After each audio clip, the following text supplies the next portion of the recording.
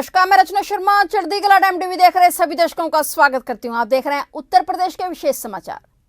मुख्यमंत्री योगी आदित्यनाथ आज रविवार को वाराणसी पहुंचे। काशी विश्वनाथ धाम के लोकार्पण के लिए वाराणसी आ रहे प्रधानमंत्री नरेंद्र मोदी के आगमन की तैयारियों की समीक्षा के लिए भी सीएम योगी ने बरेका में प्रशासनिक अधिकारियों संग बैठक कर लोकार्पण की तैयारियों को परखा। इसके बाद मुख्यमंत्री बरेका हेलीपैड से हेलीकॉप्टर द्वारा चौबेपुर के उमराह पहुंचे। यहां सर्वेपद महामंदिर धाम का स्थलीय निरीक्षण कर हेलीकॉप्टर से चंदौली के रामगढ़ रवाना हुए। सीएम योगी ने चंदौली के रामगढ़ स्थित बाबा कीनाराम इंटर कॉलेज में विभिन्न विकास योजनाओं का लोकार्पण और शिलान्यास सहित जनसभा को संबोधित किया। मुख्यमंत्री योगी आदित्यनाथ ने आश्रम के जीर्णोद्धार सहित 19 करोड़ के विकास कार्यों का शिलान्यास किया। इसके साथ ही रामगढ़ इंटर कॉलेज के पास जनसभा को संबोधित किया।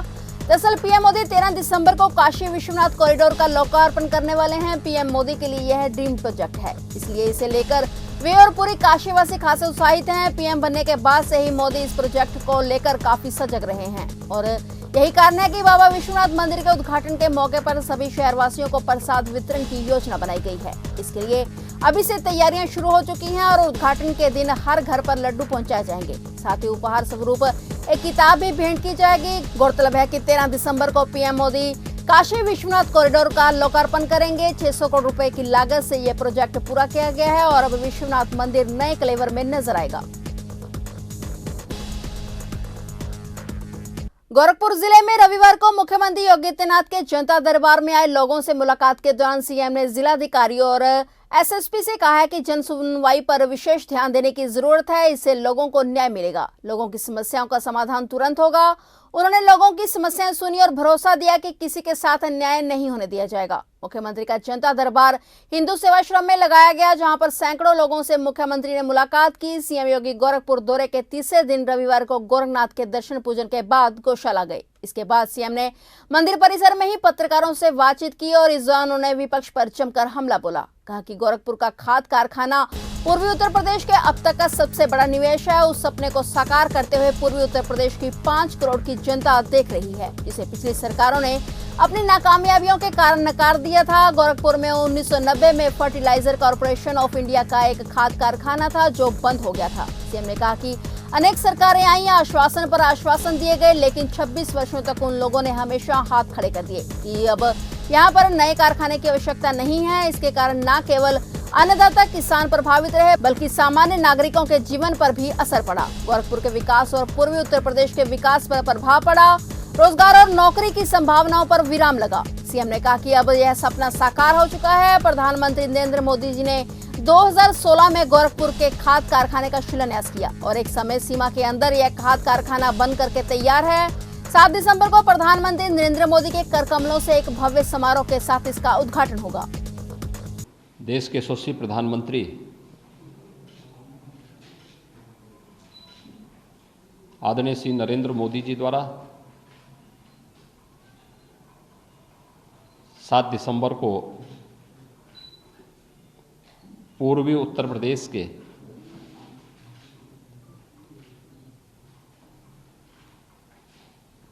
कभी सपना बन चुके 3 बड़े प्रोजेक्ट का उद्घाटन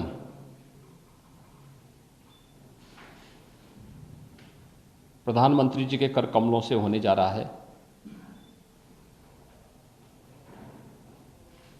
यह न केवल पूर्वी उत्तर प्रदेश की दृष्टि से अब तक का सबसे बड़ा निवेश है, बल्कि उस सपने को साकार होते हुए पूर्वी उत्तर प्रदेश की 5 करोड़ की जनता देख रही है, जिसे पिछली सरकारों ने अपनी नाकामयाबियों के कारण नकार सा दिया था। गोरखपुर में 1990 में फर्टिलाइजर कॉर्पोरेशन ऑफ इंडिया का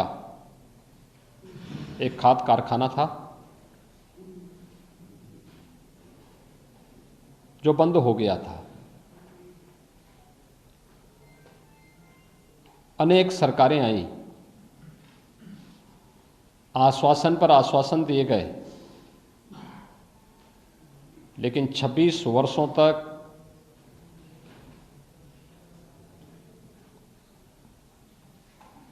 उन लोगों ने हमेशा हाथ खड़े कर दिए कि अब यहाँ पर नए कारखाने की आवश्यकता नहीं है। इसके कारण न केवल अन्नदाता किसान प्रभावित हुआ था,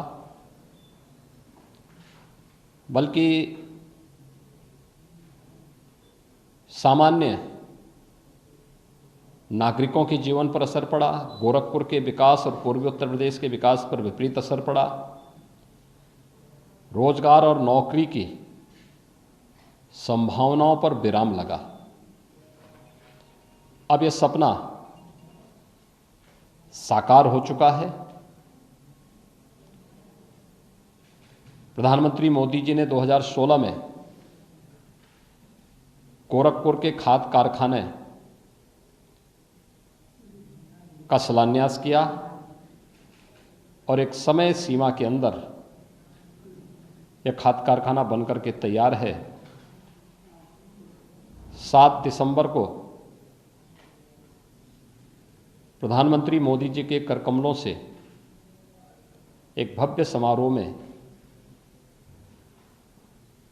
हिंदुस्तान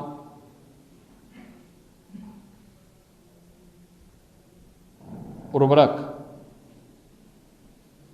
के नाम पर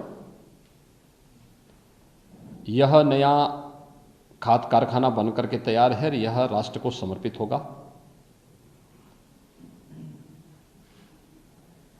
12 लाख मीट्रिक टन से अधिक यूरिया का उत्पादन यहां से होगा।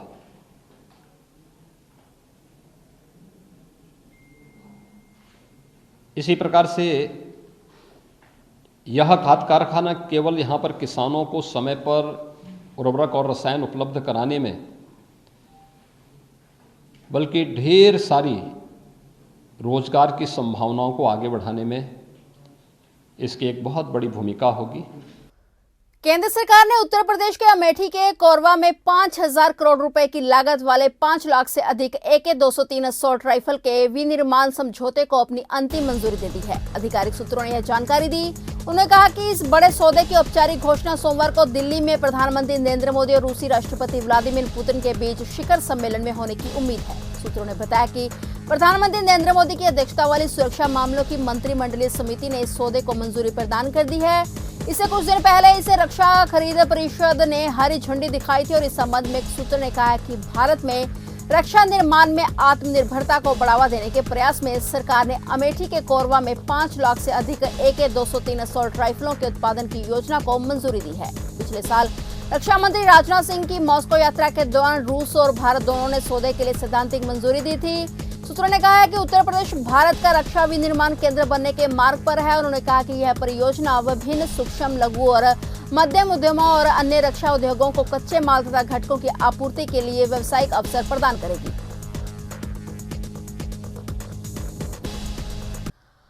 उत्तर प्रदेश के अयोध्या में 6 दिसंबर यानी बाबरी मस्जिद विध्वंस की बरसी को देखते हुए हाई अलर्ट घोषित कर दिया गया है। अयोध्या ही नहीं, मथुरा में भी इसको लेकर विशेष अलर्ट के साथ सुरक्षा व्यवस्था चौकस कर दी गई है। 6 दिसंबर से पहले भगवान श्री कृष्ण के धाम मथुरा में पुलिस की चप्पे चप्पे पर तैनाती है। पुलिस ने इस मौके पर किसी को भी किसी तरह के आयोजन की अनुमति नहीं दी है। मथुरा और वृंदावन के बीच चलने वाली रेल बस का आवागमन भी रोक दिया गया है। पूरे मथुरा में सुरक्षा का विशेष घेरा तैयार रखते हुए जवानों को पल पल पर नजर रखने को कहा गया है। इस दौरान कोई शरारती हरकत ना हो, इसको लेकर सख्त हिदायत भी दी गई है। सुरक्षा के लिहाज से रेलवे ने भी बड़ा कदम उठाया है।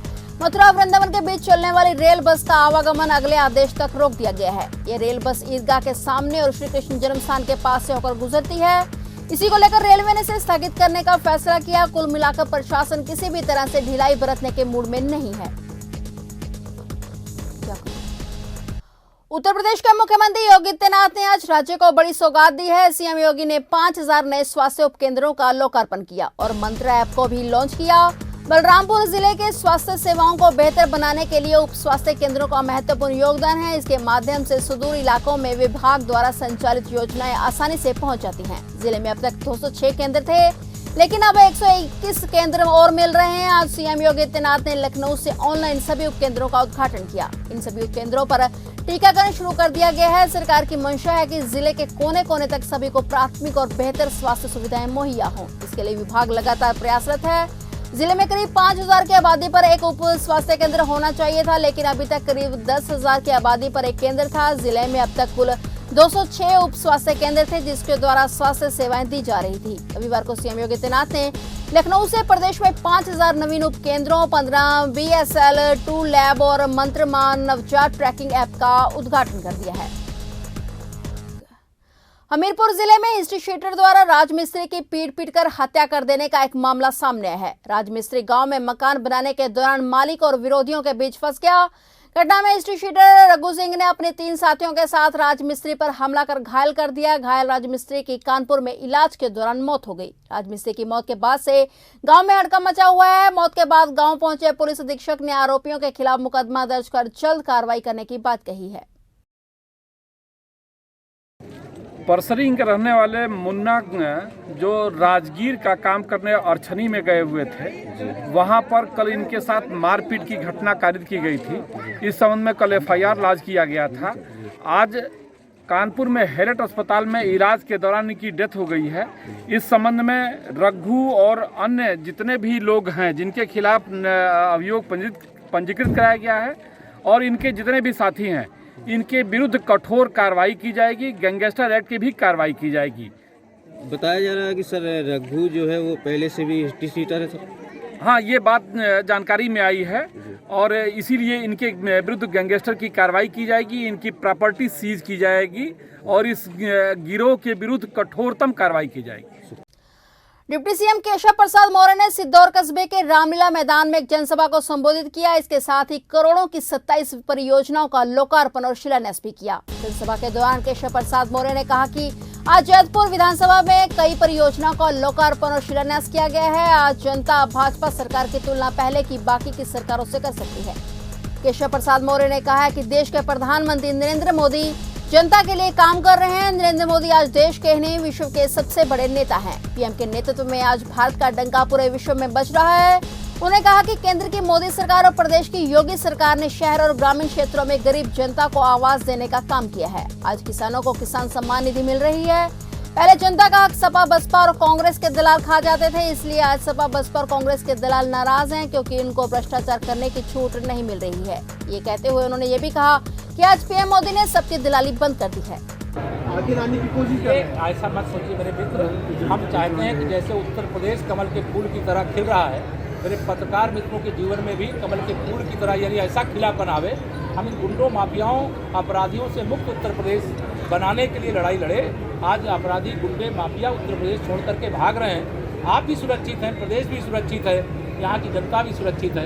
यही हम लोगों का लक्ष्य है। अखिलेश यादव कह रहे हैं कि जो समस्या में होते हैं वो भगवान का नाम लेते हैं। जहाँ गड्ढे हैं उन गड्ढों को एकदम समाप्त कर देंगे, जैसे सपा बसपा कांग्रेस को समाप्त। देखिए, हम लोग संस्कारित लोग हैं और जो कोई भी अपशब्द का प्रयोग हमारे किसी भी नेता के प्रति करेगा उसका जवाब जनता देगी। मथुरा की अदालत से बड़ी कोई अदालत। मथुरा की बारी कब से है कह रहे हैं? तो बता दिया गया 26 दिसंबर के लिए। उसमें बिहार के विधायक का नाम आ रहा है, जो आ रहा है, जो चल रहा है। आप सोशल मीडिया पे मत जाया करिए। अपराध करने वाला कोई हो उसके खिलाफ कार्रवाई होती है और हमारी सरकार ने करके दिखाई। जनपद बहराइच में अखिल भारतीय विद्यार्थी परिषद के कार्यकर्ताओं ने बहराइच मेडिकल कॉलेज के बाहर चक्का जाम कर प्रदर्शन किया। उनका कहना है कि सभी मेडिकल कॉलेज में फैली अवस्थाओं के खिलाफ आंदोलित हैं और उनका कहना है कि दूर दराज से आने वाले गरीब मजदूरों की यहां बड़ी दुर्दशा होती है। यहां के डॉक्टरों द्वारा गरीब मरीजों को बाहर का पर्चा पकड़ा दिया जाता है। मेडिकल कॉलेज में सभी तरह की सुविधाएं, एक्सरे जांच की मशीन होने के बावजूद भी उन्हें बाहर का पर्चा पकड़ाकर बाहर से एक्सरे व जांच करने को कहा जाता है। इसको लेकर अखिल भारतीय विद्यार्थी परिषद आंदोलन कर व्यवस्था को खत्म कर मेडिकल कॉलेज के प्रिंसिपल अनिल कुमार सानी पर कार्रवाई की मांग कर रहे हैं। उन्होंने कहा कि अगर उनकी मांगे पूरी नहीं हुई तो वे आगे इससे बड़ा आंदोलन करेंगे, जिसकी पूरी जिम्मेदारी प्रशासन की होगी।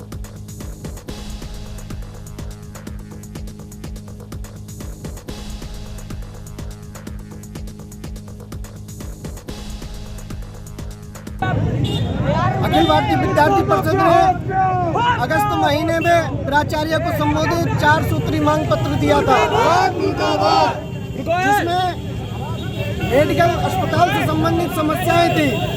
उसके बाद हमने जिलाधिकारी महोदय को भी ज्ञापन दिया, लेकिन अभी तक उस पर कठोर कार्रवाई नहीं हुई है। जो दूर दराज से करीब बेचार किसान मजदूर आता है, उसको बाहरी दवाइयाँ लिखी जाती हैं, जबकि यहाँ पर अल्ट्रासाउंड की मशीन, एक्सरे की मशीन उपलब्ध होने के बावजूद भी यहाँ के डॉक्टरों द्वारा जो उनकी प्राइवेट दुकानें हैं उन पर जाकर मोटी रकम ऐंठने का काम यहाँ के डॉक्टर प्रशासन कर। क्या मांग करते हैं आप? हमारी मांगे हैं, जो मांगे हैं उनको मांग लिया जाए। जो सुविधाएं गरीबों के लिए सरकार दे रही है, उनको जो मेडिकल कॉलेज है उसमें सारी सुविधाएं मिलनी चाहिए। ये हमारी प्रमुख मांग। मांगे नहीं पूरी हुई तो क्या करेंगे? मांगे पूरी नहीं हुई तो अभी आने वाले समय में हम पूरे जिले में ये चक्का जाम करने वाले हैं। इसका जिम्मेदार भी यहाँ का कॉलेज प्रशासन होगा, यहाँ का जिलाधिकारी होगा। आपका नाम क्या है और आप किस पद पे हैं? हरिदेव, अखिल भारतीय विद्यार्थी परिषद का विभाग संगठन। बाराबंकी रेलवे के आरपीएफ इंचार्ज अखिलेश कुमार यादव को 5 लाख रुपए रिश्वत लेते हुए सीबीआई की टीम ने पकड़ लिया है। आरपीएफ इंचार्ज अखिलेश कुमार यादव को टीम अपने साथ लखनऊ ले गई है। वहीं एक सिपाही को भी टीम ने हिरासत में ले लिया है। आरपीएफ दरोगा और सिपाही की बाराबंकी रेलवे स्टेशन में तैनाती थी। हमीरपुर जिले में नगरपालिका द्वारा स्वच्छ भारत मिशन के तहत स्वच्छता अभियान चलाया गया और नगरपालिका ईओ ने टीम के साथ पहुंचकर मुख्यालय के बस स्टैंड का जायजा लिया। बस स्टॉप में गंदगी देख दुकानदारों को दुकान पर डस्टबिन रखने के निर्देश दिए गए ताकि बस स्टॉप सहित आसपास के क्षेत्र में गंदगी न फैले। बस स्टैंड के आसपास क्षेत्र में कूड़े का अंबार लगा रहता है। अभी शहर में बस स्टैंड के पास वाला जो इलाका है उसमें सड़क की चौड़ाई भी बहुत कम है और लोग वहाँ के दुकानदार या जो लोग भी आते हैं वहाँ गंदगी कर देते हैं। तमाम गुटखा, पान, तम्बाकू और तमाम तरह के फलों के जो टुकड़े वो सब डाल देते हैं। तो अभी एक अभियान चलाया गया और दुकानदारों से सबसे कहा कि वो डस्टबिन रखें और अपनी दुकान के सामने कतई कूड़ा करकट ना होने दें। अगर वो सफाई रखेंगे तो और लोगों को भी हिम्मत नहीं पड़ेगी वहाँ कूड़ा वूड़ा करने की। तो आज जो है क्योंकि पहली बार मैंने निरीक्षण किया और सब कुछ चेतावनी दी है कि अगर अगली बार अगर किसी के सामने डस्टबिन ना मिले, अगर कूड़ा पाया गया तो निश्चित रूप से उनके चालान करना, जुर्माना वसूल किया जाए। फिलहाल उत्तर प्रदेश के विशेष समाचारों में इतना ही। तब तक के लिए देखते रहिए चढ़ती कला टाइम टीवी और मुझे दीजिए इजाजत। धन्यवाद।